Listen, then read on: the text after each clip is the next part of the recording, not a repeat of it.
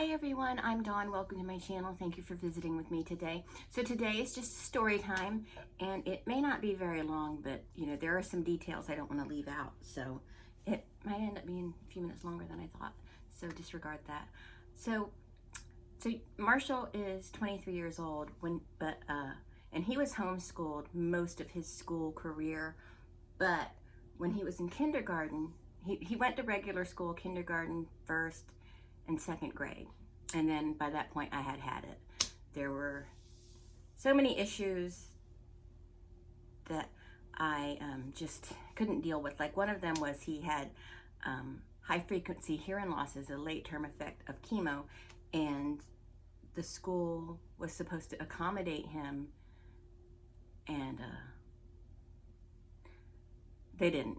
Let's just basically say that they didn't. And even though I know legally they were supposed to, I just used that as my final reason of why, I'm homeschooling him. I'm not dealing with that. The school had a problem with us for some reason. I don't know why it was. It was kind of a school in like a rich part of town, but we weren't in the rich part of town. We just happened to be over that one little area that wasn't. And I just feel like, and I know it just sounds like me being bitter, but I just feel like they favored a certain group of children. And I wasn't the only parent that felt that way. So, yeah. So anyway, I decided to homeschool him, and that was a whole thing too. Because in kindergarten, I even told the teacher I was thinking of homeschooling, and she's like, and she was the one that had the biggest problem with me. And she was, you can't do that. That's hard work. You need education for that. And I told her, I said, well, I have 2 college degrees, so, you can become a teacher with a bachelor's degree in anything, so why don't you tell me what qualifies you more? She pissed me off. But anyway, so this story takes place when he was in kindergarten. And so like they did this thing in his kindergarten class where they had the children answer some questions, and it would go in a little yearbook for the class at the end of the year that they would give to the parents. And one of the questions was, what do you want to be when you grow up? And so Marshall said he wanted to work at Al's Pizza. That was this little pizzeria in town that we would frequent. I'm pretty sure we bought one of Al's homes. But he wanted to work at Al's Pizza because you would go there, you'd see the guys throw the dough up in the air, and you could watch him make the pizzas and stuff. So he wanted to do that. He wanted to work at Al's Pizza. And he loved it because he would have karate, then we'd walk down and have Al's Pizza because it was right in the same plaza. And he loved Al's and wanted to work at Al's Pizza when he was 5 years old, okay? They call me in to tell me, well, we were doing an activity and asked the children what they wanted to be when they grow up, and Marshall said he wanted to work at Al's Pizza. And they looked disgusted, her and her little paraprofessional, her assistant. And I was like, yeah? And, well, we just feel like that's not ambitious enough. And I was like, I'm sorry that my 5-year-old's goals aren't lofty enough for you. And she said, well, one of the kids wants to be the president of the United States. And I said, well, I'm very sorry that my little kid doesn't have political aspirations. It was just ridiculous. And it pissed me off. Because first of all, I don't down anyone's job. If you work a job, you should be proud of your job. And I don't care what you do for a living. I'm not gonna down someone because of a job they work at. And it's something I've taught Marshall. I don't care what my kid does as long as he's happy, as long as he's living a happy, healthy life. I don't care.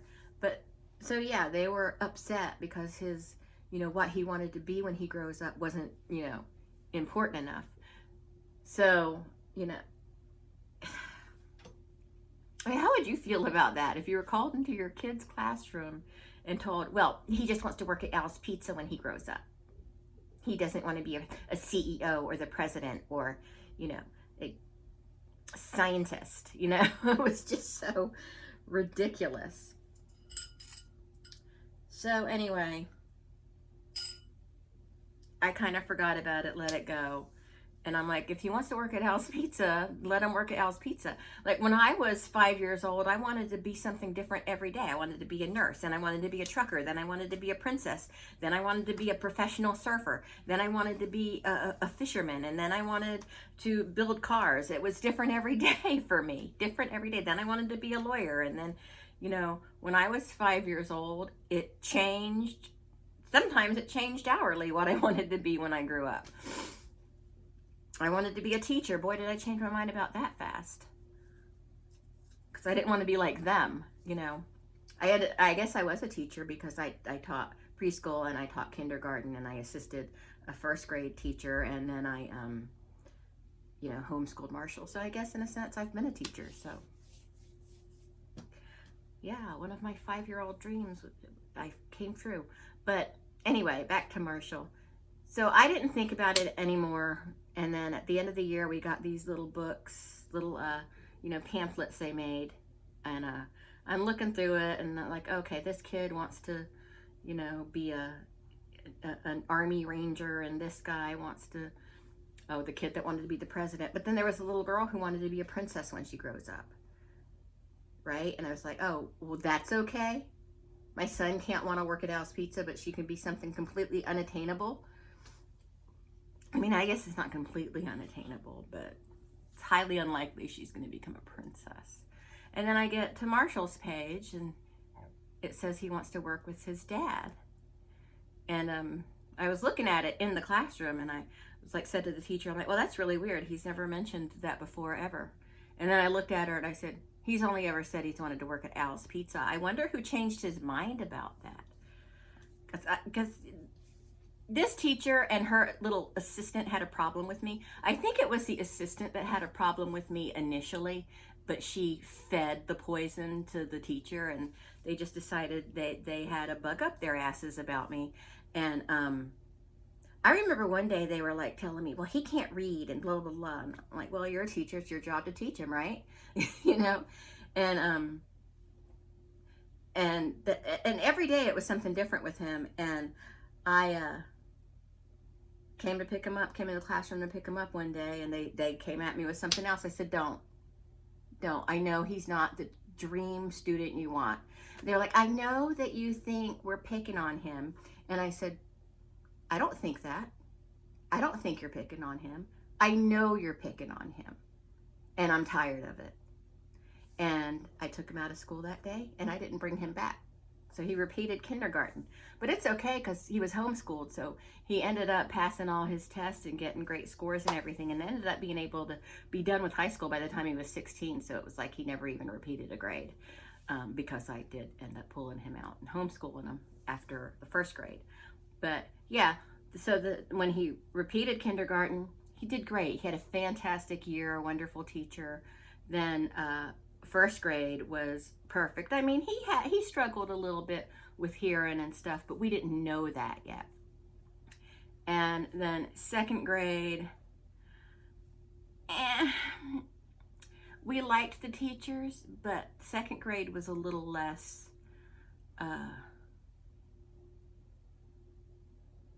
don't know how to say it. I don't know. I thought the teachers were really good. I just thought sometimes the wording of the test were odd. Like, there was one test he had one day. He got a 90 on it. It was 10 questions. He got one wrong. But I read over the test, and I was like, why did he get this one wrong? And it was like, it was the opposite of funny. And it said, according to the story, what is the opposite of funny? There was no, it was A, B, C, D. There was no option that would have been the opposite of funny. It was like copper, purple,